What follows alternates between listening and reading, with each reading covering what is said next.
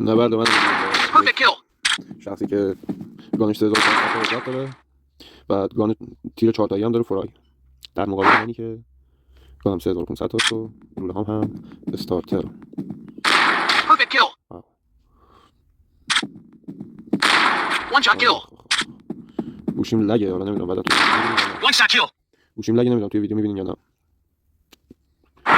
به زور دارم این سفر رو نگه میدارم. الله میدونم One shot kill. جان مادرت نیست بده. One shot kill. باید پرفکت کیل بزنم پلنگه رو، نمیتونم، خیلی لگه، خیلی لگه. یا قابل فرق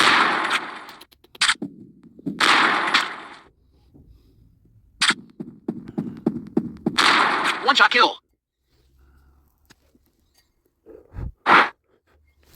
2320 در مقابل 2400. Perfect kill. پرفکت کیل یه تیر هم اضافه میاره داداش.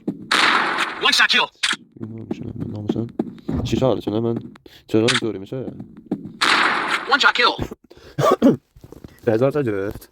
بریم ببینم من چند تا میزنم نشانا. بیام یه 4 رومی یکم پایین دار. Perfect kill.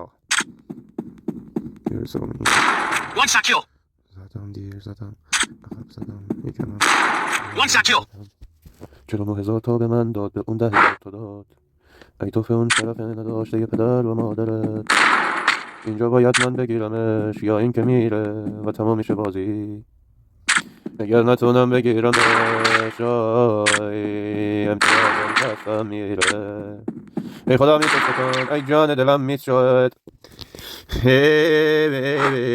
ای خدا بیا اولی رو وان شات بکنم، بیا روی چهارمی یکم اینجا بزن. آی داده بیداد 600 تا زدم، الان میزنم روی سومی میزنم بازم 600 تا زدم، روی چهارمی میزنم.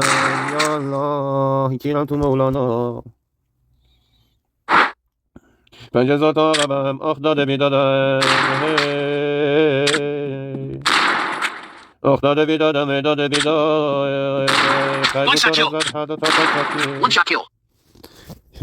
12,000 تا برفته برا خودش. وای وای وای میزنیم به نام الله، میخوریم با یاد مولا.